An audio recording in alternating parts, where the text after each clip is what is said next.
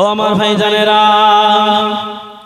ও শ্বশুর মানিকেরা, নবী আমার দিন ও দুনিয়ার বাদশাহ হাবিবুল্লাহ জনাবে মুহাম্মদ রাসূলুল্লাহ সাল্লাল্লাহু আলাইহি ওয়াসাল্লাম আর হযরতে বেলাল দুজনে মিলে ইসলামের দাওয়াত দিতে লাগলো।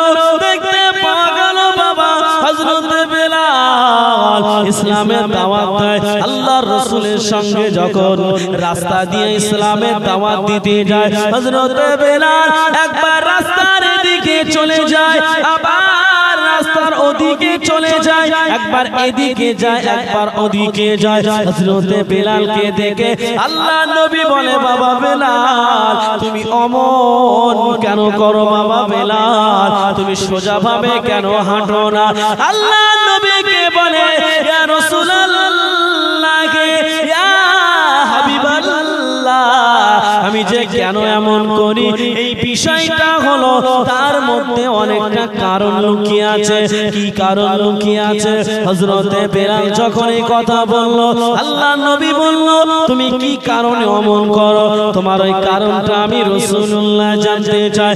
আল্লাহর নবীকে বলল, ইয়া রাসূলুল্লাহ, ইয়া হাবিবাল্লাহ, আপনার শত্রুর অভাব নাই, আপনার শত্রুর অভাব নাই।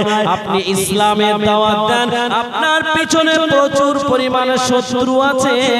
আমি বেলাল, আমি রাস্তার এদিকে যাই, শত্রুরা যদি এদিক দিয়ে তীর মারে, তীরটা যেন আমার বুকের মধ্যে ঢুকে যায়। আবার রাস্তার এদিকে যায়, এদিক থেকে যখন বেঈমানেরা আমার বুকের মধ্যে তীর মারবে, তীরটা যেন আমার বুকে বেঁধে আমি বেলাল মরে যাই।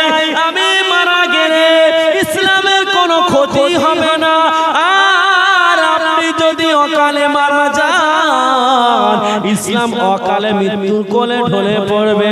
ইয়া রাসূলুল্লাহ, ইয়া হাবিবাল্লাহ, আমি ওই কারণে রাস্তার এদিকে যাই, ওদিকে যাই, যদি তীর আমার বুকে এসে বেঁধে আমি বেলাল মারা যাই, এর চাইতে বড় পাওনা আমি বেলাল আমার কাছে হতে পারে না।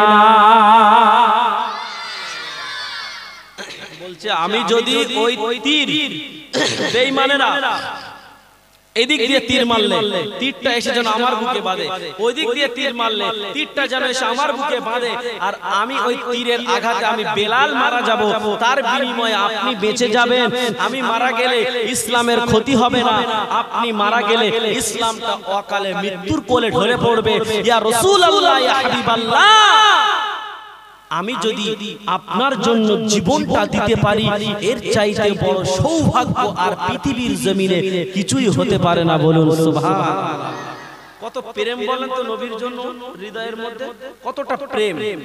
আর আমরা নবীর দেওয়ানা,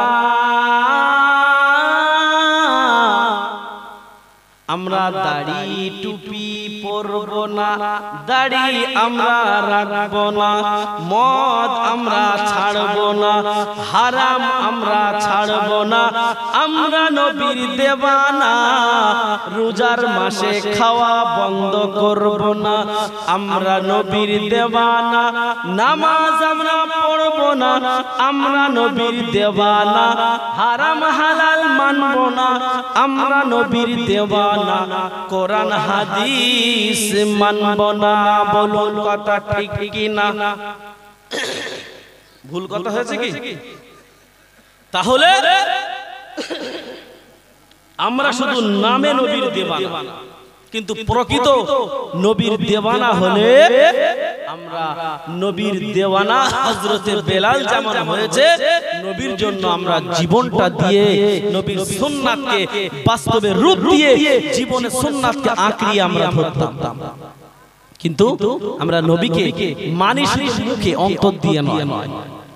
ও আমার ভাইরা, নবী আমার দিন ও দুনিয়ার বাদশাহ হাবিবুল্লাহ জনাবে মুহাম্মদ রাসূলুল্লাহ সাল্লাল্লাহু আলাইহি ওয়াসাল্লাম আর হযরতে বেলাল দুজনে মিলে ইসলামের দাওয়াত দেয়।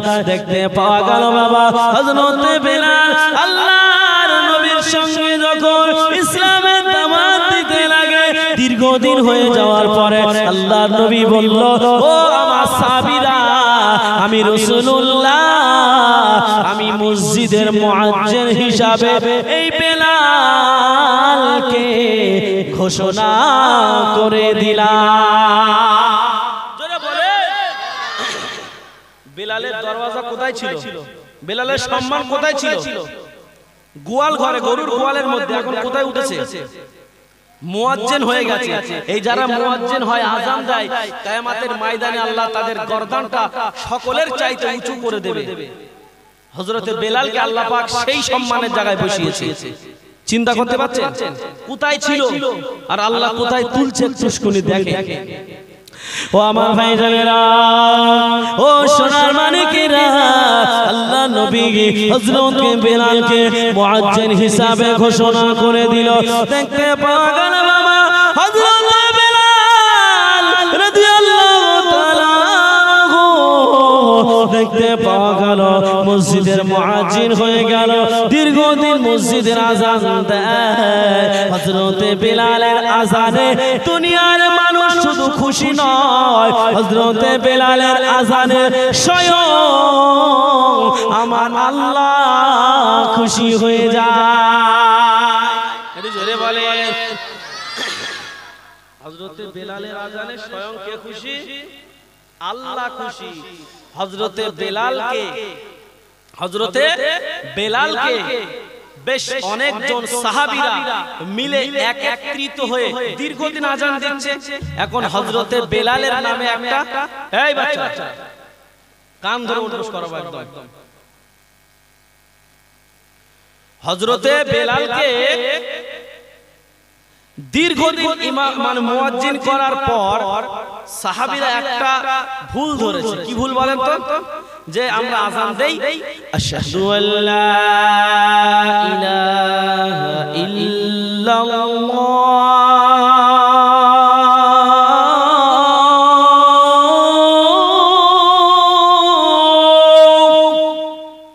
আযানটা দেই না?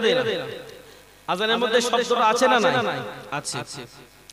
তো হযরতে বেলাল যখন এই শব্দটা বার করতেন, আশহাদু আল্লা ইলাহা ইল্লাল্লাহ বলতে পারতেন না, আশহাদু আল্লা ইলাহা ইল্লাল্লাহ বলতেন। কারণ কি? হযরতে বেলালের জিহ্বাটা, জবানটা নষ্ট করেছিল কে? ওই বেঈমান আবু জাহাল, উমাইয়া, তার দলের কর্মীরা। হযরতে বেলালকে যখন জবানটা নষ্ট করলো, উনি তো আমাদের মতো এমন ভালো ছিল, উনি তো ইচ্ছাকৃতভাবে ওইভাবে মানে ভুল আযান দিচ্ছে না, ঠিক কি না? তো হযরতে বেলালকে সাহাবীরা বলল, ইয়া রাসূলুল্লাহ, ইয়া হাবিবাল্লাহ, আমরা চাইছি একটা নতুন সুরের মুয়াজ্জিন রাখবো, একেবারে একদম টনটনে সুর, যার সুর শুনলে পাগলা হয়ে যাবে মানুষ। একেবারে নতুন সুরের মুয়াজ্জিন, যার আযানের মধ্যে আশহাদু নেই, আশহাদু স্পষ্ট ভাবে আযান দিবে।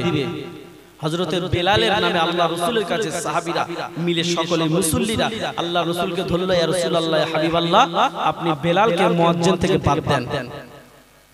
এখন সকলে একত্রিত হয়ে বলেছে, এখন রাসূল আমার কি করবে? এশার নামাজ হয়ে গেল। হযরতে বেলালকে বলল, বাবা বেলাল, আজকের তোমার এই এশা পর্যন্ত মুয়াজ্জিন করা ইতি করে দাও। আগামী কাল ফজর থেকে নতুন সুরের সুরালো মুয়াজ্জিন আযান দেবে। নতুন সুরের সুরালো মুয়াজ্জিন আযান দেবে। ও আমার ভাইরা, আল্লাহ নবীকে সাহাবীরা বলতে লাগে, ইয়া রাসূলুল্লাহ, ইয়া হাবিবাল্লাহ, আপনার সাহাবী বেলাল ভুলভাল আযান দেয়, আমরা মানতে পারছি না। ইয়া রাসূলুল্লাহ, ইয়া হাবিবাল্লাহ, আপনি আপনার সাহাবী বেলালকে বলুন সে যেন আর আযান না দেয়। আমরা নতুন সুরের মুয়াজ্জিন ঠিক করেছি, সেই মুয়াজ্জিন ফজর থেকে আযান দেবে। হযরতে বেলালকে আল্লাহর নবী ঈশার নামাজ বাদ বলল, ও বাবা বেলাল রে, আগামীকাল ফজর থেকে তোমার আর আযান দিতে হবে না, নতুন সুরের মুয়াজ্জিন আযান দেবে।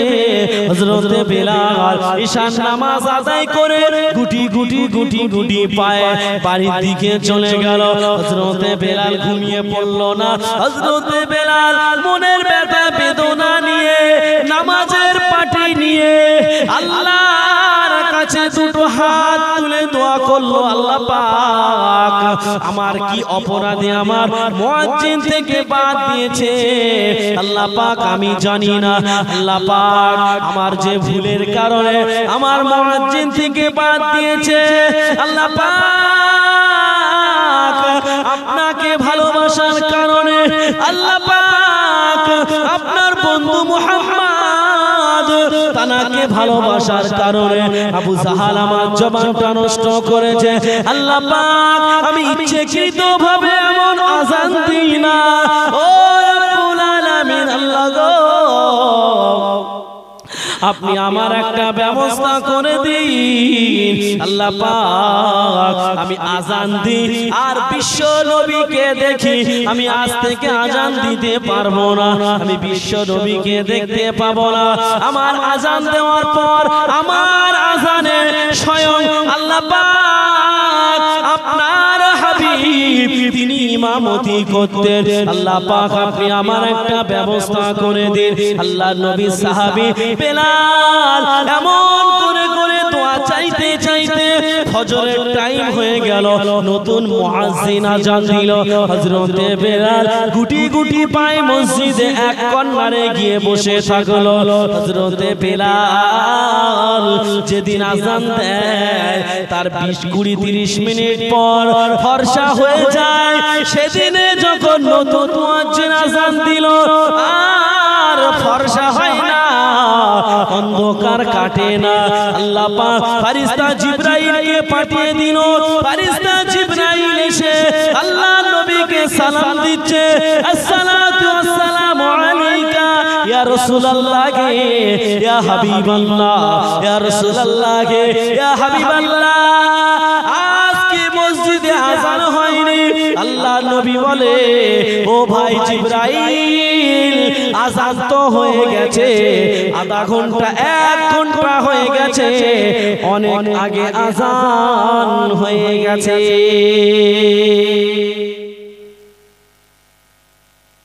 বলছে আযান অনেক আগে হয়ে গেছে, আধা ঘন্টা 1 ঘন্টা হয়ে গেছে।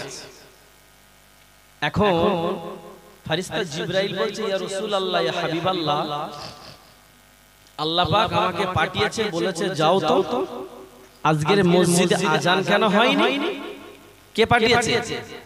আল্লাহ পাক পাঠিয়েছে ফেরেশতা জিবরাইলকে, যাও তো মসজিদে আযান কেন হয়নি দেখো।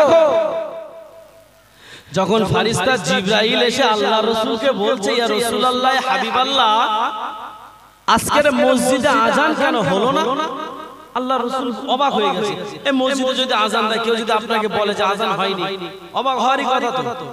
এখন আল্লাহ রাসূল বলছে অনেকক্ষণ আযান হয়ে গেছে। তা ফেরেশতা জিবরাইল বলছে, তাহলে তো আযান হয়ে যাওয়ার 20-30 মিনিট পর তো পুরো ফর্সা হয়ে যায়, অন্ধকার থাকে না।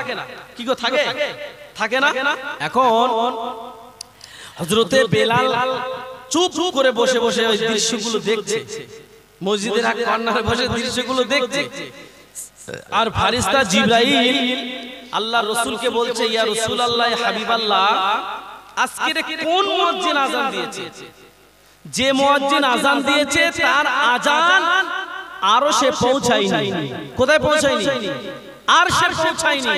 আমার আল্লাহ তার আযান শুনতে পায়নি। ও ভাই, ইয়া রাসূলুল্লাহ ইয়া হাবিবাল্লাহ, তাহলে আপনি ওই যে নতুন সুরের মুয়াজ্জিন আযান দিয়েছে তাকে আযানটা দেওয়া টোটালি বন্ধ করে দিয়ে আপনার সাহাবী বেলালকে আযান দিতে বলেন। বেলালের আযান শুনে আরশের উপর থেকে অগণিত ফেরেশতারা বেলালের আযানে তারা নামাজ পড়ে, বলুন সুবহান। এই বেলালের আযান আমার আল্লাহ পাক আরশের উপর থেকে শুনতে পাই, বলুন সুবহান। আল্লাহ নবীকে বলতে লাগে, ইয়া রাসূলুল্লাহ, ইয়া হাবিবাল্লাহ, আজকে আযান দিয়েছে, তার আযান আমার আল্লাহ শুনতে পাইনি, আমার আল্লাহ পাক অসন্তুষ্ট হয়ে গেছে, আমার আল্লাহ পাক আমাকে পাঠিয়েছে, আমার আল্লাহ পাক আমাকে জানিয়েছে, যাও চলে যাও চলে যাও, আমার হাবিবকে গিয়ে বলো আজকে আযান দিয়েছে, আজ যে আযান দিয়েছে তার আযান আমি আল্লাহ পাক শুনতে পাই না। যদি আমার বান্দা বেলাল যদি আযান না দেয়, আমি আল্লাহ পাক এতটা রাগান্বিত হয়ে গেছি, কিয়ামত পর্যন্ত পৃথিবীর মানুষের সূর্যের আলো আমি আল্লাহ দেখাবো না। আল্লাহ নবীকে বলে, ইয়া রাসূলুল্লাহ গে, ইয়া হাবিবাল্লাহ, আল্লাহ পাক এতটা অসন্তুষ্ট হয়ে গেছে, আল্লাহ পাক বলছে কিয়ামত পর্যন্ত পৃথিবীর মানুষ এমন অন্ধকারের মধ্যে থেকে যাবে। ইয়া রাসূলুল্লাহ, ইয়া হাবিবাল্লাহ, আপনার সাহাবী বেলালকে আযান দিয়ে পৃথিবীর মানুষকে এই বিপদ থেকে উদ্ধার করুন। আল্লাহ নবী হযরতে বেলালের কাছে চলে গেল, ও বাবা বেলাল, ও বাবা বেলাল, তুমি আযান দাও, তুমি আযান না দিলে আমার আল্লাহ পাক অসন্তুষ্ট হয়ে গেছে, যাও চলে যাও চলে যাও, তুমি যদি আযান না দাও কিয়ামত পর্যন্ত আমার আল্লাহ পাক সূর্যের আলো দেখাবে না। ও বাবা বেলাল, যাও চলে যাও, মানুষের এই বিপদ থেকে তুমি উদ্ধার করে দাও। হযরতে বেলাল আল্লাহ নবীর কথা শুনে আযান দিয়ে দিল। দেখতে পাওয়া গেল 20-30 মিনিট পর প্রত্যেক দিনের ন্যায় সেদিনেও ফর্সা হয়ে গেল।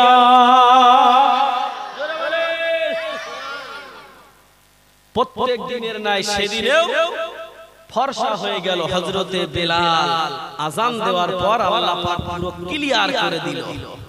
যদি বেলাল আযান না দিত, আজও আমরা পৃথিবীর মানুষের অন্ধকারের মধ্যে থাকতাম। সেই বেলালের উপরে আল্লাহ কতটা খুশি। বাবা আর লম্বা চওড়া করা যেন সম্ভব হচ্ছে না, 11টা বেজে গেছে। এখন এটা বলতে গেলে এখনো 1.5 ঘন্টা লাগবে, বুঝতে পেরেছেন? এখন আমি বললাম না আপনার বেলালের কথা বললে 3 ঘন্টা লাগবে, এখনো 1.5 ঘন্টার উপর সময় লাগবে, 2 ঘন্টাও লাগতে পারে। ঠিক আছে? হ্যাঁ, আরেকটু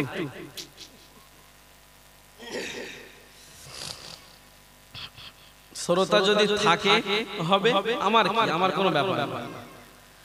মুহাম্মদে দরুদ আল্লাহুম্মা সাল্লি আলা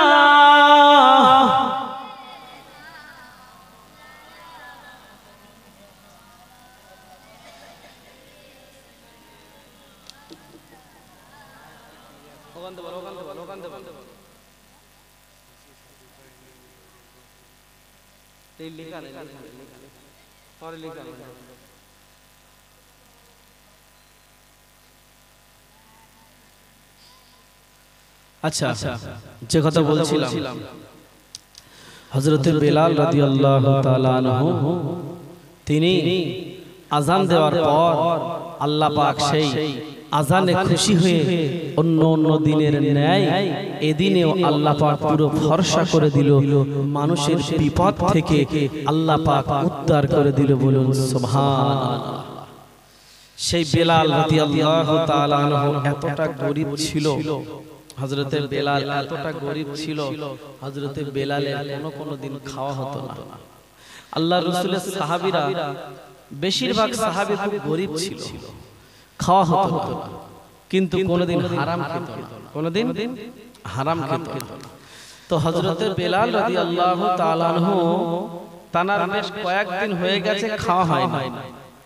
এত মানে খিদে লেগেছে, হযরতে বেলাল খিদে আর সহ্য করতে পারল না।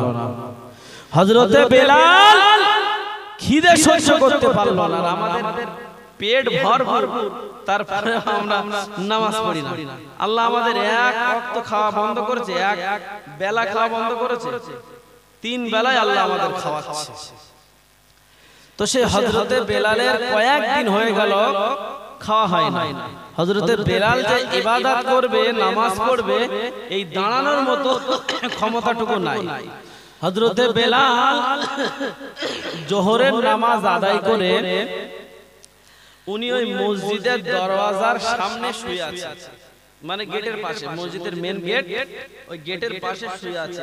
কিসের জন্য হযরতে বেলাল শুয়ে রয়েছে? একটা কারণে, যদি নবী পাকের কোন সাহাবী, যদি নবী পাকের কোন সাহাবী ডাকে দুপুর বেলা, তার বাড়িতে গিয়ে আমি দুটো খাবো। কি গো, আপনাদের গ্রামে যদি কোনো ফকির বা কোনো অপরিচিত লোক আসে, মসজিদে এসে যদি কোনো মুসল্লি থাকে, আপনারা জিজ্ঞেস করেন তো যে বাবা তুমি কি খেয়েছো? এই বাচ্চাগুলো যে এত কথা বলে না, মাথা খারাপ করে দেয়, বক্তৃতা বিগড়িয়ে দেয় এরা। এবার থেকে না এদেরকে পুরো পিছনে দিবেন। আমি ওই জন্য বলেছিলাম একটা একটা বাচ্চার সামনে বড় মানুষের মানে সামনাসামনি নিয়ে বসাতে, একটা একটা বাচ্চাকে নিয়ে। এদিকে খেয়াল করেন, হযরতে বেলাল রাদিয়াল্লাহু তাআলা আনহু তিনি জোহরের নামাজ আদায় করে শুয়ে আছে এই নিয়াতে যে আমার তো কয়েকদিন খাওয়া হয় না, তো যদি কোনো সাহাবী আমাকে ডাকে তার বাড়িতে গিয়ে দুটো খাওয়া দাওয়া করব দুপুর বেলা, আল্লাহ যেন আমার দুটো রুজির ব্যবস্থা করে দেয়। হযরতে বেলাল নামাজের পরে ওই নিয়াতে গেটের পাশে শুয়ে আছে। জোহরের নামাজ আদায় করার পর জোহরের নামাজ আদায় করার পর দেখতে পাওয়া গেল আল্লাহ নবীর সাহাবী হযরতে আবু বকর গেটের পাশ দিয়ে বেরিয়ে যায়। হযরতে আবু বকর বেলালকে বলে, ভাই বেলাল তুমি কেন এই গেটের পাশে শুয়ে আছো? ভাই বেলাল। হযরতে বেলাল বলল, ও ভাই আবু বকর, আমি কিসের জন্য শুয়ে আছি তুমি জানো না? আমি শুয়ে আছি তার কারণ হলো আমার কয়েকদিন হয়ে গেল আমার বাড়িতে হাঁড়ি জ্বলে না, আমার বাড়িতে উনুন চলে না। আমি বেলাল খিদের জ্বালা যন্ত্রণায় আল্লাহর ইবাদতে দাঁড়াতে পারছি না, ওই জন্য আমি নামাজ আদায় করে এখানে শুয়ে আছি, আমি খোদার জ্বালায়। হযরতে আবু বকর হুজুর বেলালকে না ডেকে কথা না বলে সোজা বাড়ি চলে গেল। আল্লাহ নবীর সাহাবী হযরতে ওমর ফারুক বলল, ও ভাই বেলাল রে তুমি কেন এখানে শুয়ে? বলল, আমার খোদার জ্বালা যন্ত্রণা আমি আর সহ্য করতে পারছি না, ওই কারণে আমি এখানে শুয়ে আছি। ওই হযরতে ওমর কিছু না বলে গুটি গুটি পায়ে বাড়ি চলে গেল। হযরতে আলী জিজ্ঞাসা করলো, হযরতে আলীকে বলল, আমি খোদার জ্বালা যন্ত্রণায় শুয়ে আছি। হযরতে আলী কোনো কথা না বলে গুটি গুটি পায়ে বাড়িতে চলে গেল। হযরতে বেলাল খোদার জ্বালা যন্ত্রণায় শুয়ে থাকে। নবী পাকের এক একটা সাহাবী আসে জিজ্ঞাসা করে, কেউ বেলালকে বাড়ি খাওয়ার জন্য নিয়ে যায় না, কেউ বাড়িতে খাওয়ার জন্য নিয়ে যায় না। তার মানে কি যে সাহাবীরা হিংসা করে নিয়ে যাচ্ছে না? এরম ধারণা হতে পারে? হ্যাঁ, এরম ধারণা মনের মধ্যে হচ্ছে কি? এই ধারণাটা যদি হয় তাহলে রং ধারণা। কি এটা? রং, ভুল ধারণাটা, ভুল। নবী পাকের সাহাবীদের মনে হিংসা ছিল না। সাহাবীরা এই কথাগুলো শুনে কোনো কথা না বলে বাড়িতে চলে যাচ্ছিল। কারণ কি বলেন তো? ও আমার ভাইজানেরা, ওয়াজটা একটু মন দিয়ে বোঝার চেষ্টা করো। দেখতে পাওয়া গেল বাবা হযরতে আলী, হযরতে আবু বকর হুজুর, হযরতে ওমর ফারুক হুজুর আর আল্লাহ নবী সাহাবীরা যারা বেলালকে কথা বলল, খাওয়ার কথা জিজ্ঞাসা করলো, আল্লাহ নবী সাহাবীরা মুখটা বন্ধ করে বাড়িতে চলে গেল। তার কারণ হলো আল্লাহ নবী সাহাবীদের বাড়িতে খাবার ছিল না। যার কারণে কোনো কথা না বলে মুখটা বন্ধ করে আল্লাহ নবী সাহাবীরা বাড়ি চলে গেলেন।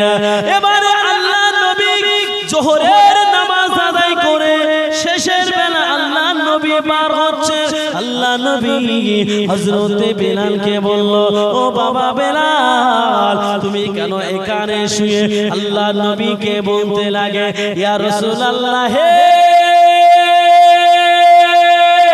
ইয়া হাবিবাল্লাহ, আমি এখানে শুয়ে আছি, আমার কয়েকদিন হয়ে গেল, আমি বেলাল খিদে কামাম কয়েকদিন হয়ে গেল, আমি বেলাল আমার কিছুই খাবার জোটে না, আমি ক্ষুধার জ্বালা যন্ত্রণায় আমি বেলাল দাঁড়াতে পারছি না। ইয়া রাসূলুল্লাহ, ইয়া হাবিবাল্লাহ, আমি এখানে শুয়ে আছি, আমার বড় ক্ষুধার জ্বালা যন্ত্রণা। ইয়া রাসূলুল্লাহ, ইয়া হাবিবাল্লাহ, 2-3 দিন হয়ে গেল, আমি কোনো খাবার কি জিনিস পাইনি, আমি কি খাবো, আমি আর দাঁড়াতে পারছি না, ওই জন্য আমি মসজিদের গেটের পাশে শুয়ে আছি। ও আমার ভাইজান, আল্লাহর নবী হযরত বেলালকে বলে, বাবা বেলাল, তুমি তো 3 দিন খাও না, আর আমি রাসূলুল্লাহ আমার পেটের কাপড়টা তুলে দিলাম, তুমি দেখো আমার পেটে পাথর বাঁধা আছে, আমি রাসূলুল্লাহ আমি 7টা দিন হয়ে গেল, আমি নবী মুহাম্মদ কিছুই খাই না।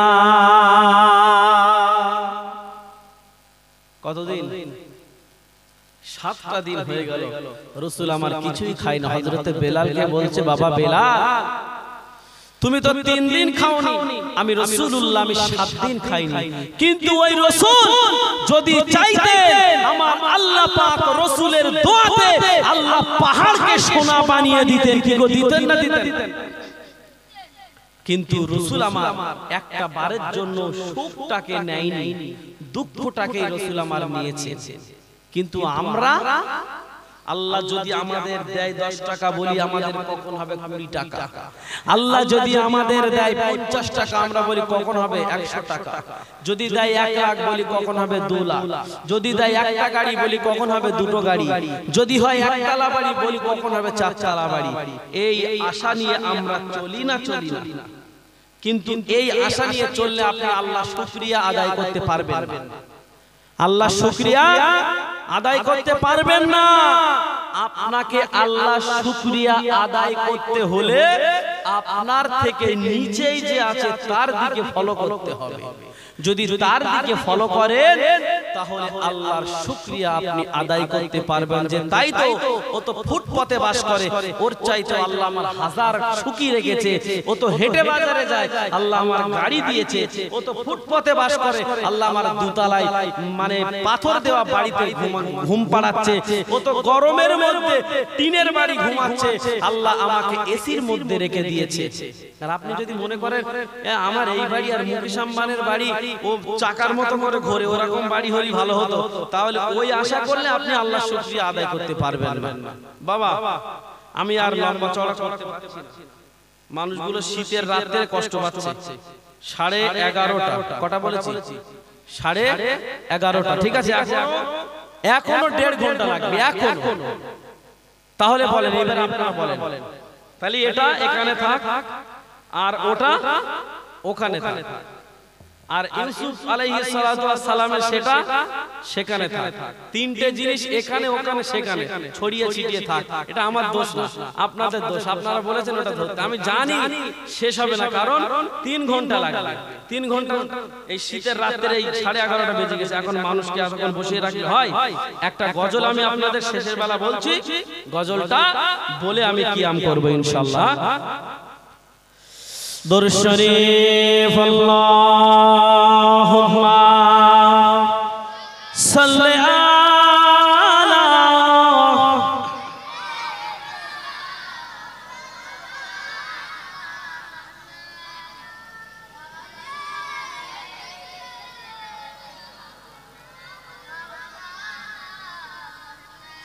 তুমি মানলে মানো, তুমি মানলে মানো না মানলে মন মানো না আশিকেরি আসল জান্নাত সোনার মদিনা জোরে যার শেষ ভালো তার সব ভালো শেষের বেলায় একটু হাত উঁচু করব জোরে সুবহানাল্লাহ বলবেন হবে তো নাকি ঠিক আছে তুমি মানলে মানো তুমি মানলে মানো না মানলে মন মানো না আশিকেরি আসল জান্নাত সোনার মদিনা আশিকেরি আসল জান্নাত সোনার মদিনা আশিকের হৃদয়ে যত ইশকেরি জ্বালা দূর করিতে পারে ওই মদিনা ওয়ালা ওই মদিনা ওয়ালা জোরে আশিকের হৃদয়ের যত ইশকেরি জ্বালা দূর করিতে পারে ওই মদিনা ওয়ালা ওই মদিনা ওয়ালা তাই মদিনা মদিনা করে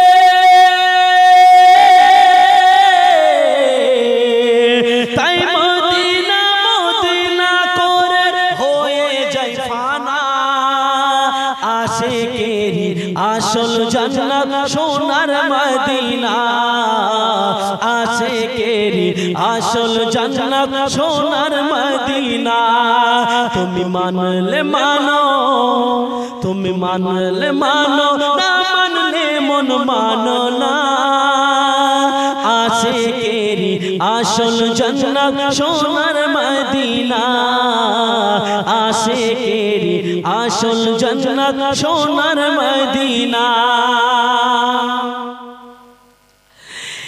এক সময় ছিল মদিনা অলক্ষণের ভূমি এক সময় ছিল মদিনা অলক্ষণের ভূমি নবীর ছোঁয়ায় হলো আরশের চেয়ে দামি আরশের চেয়ে দামি এক সময় ছিল মদিনা অলক্ষণের ভূমি নবীর ছোঁয়ায় হলো আরশের চেয়ে দামি আরশের চেয়ে দামি নবী যে তাই আছেন শুয়ে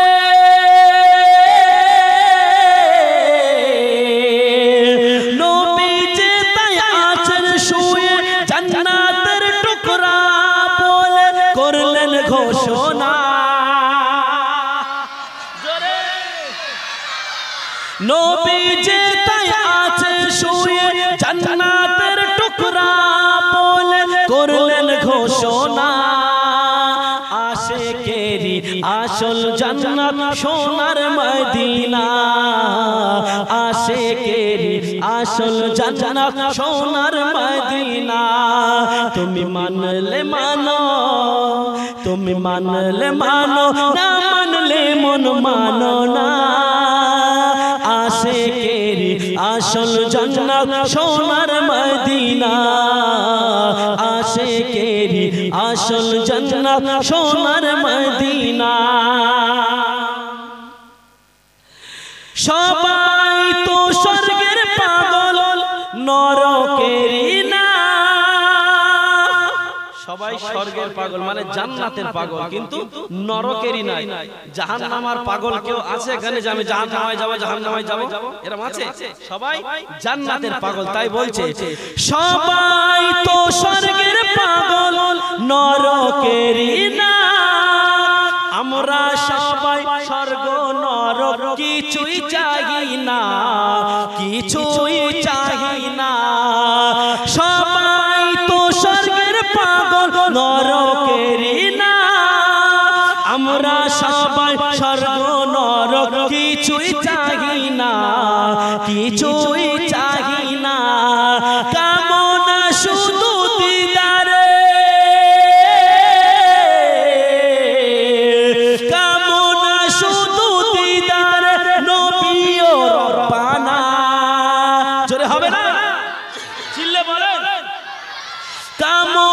শুধু দিদারে নবী ও রব্বানা আশিকেরি আসল জান্নাত সোনার মদিনা আশিকেরি আসল জান্নাত সোনার মদিনা তুমি মানলে মানো তুমি মানলে মানো না মানলে মন মানো না আশিকেরি আসল জান্নাত সোনার মদিনা আশিকেরি আসল জান্নাত সোনার মদিনা আল্লাহুম্মা সাল্লি আলা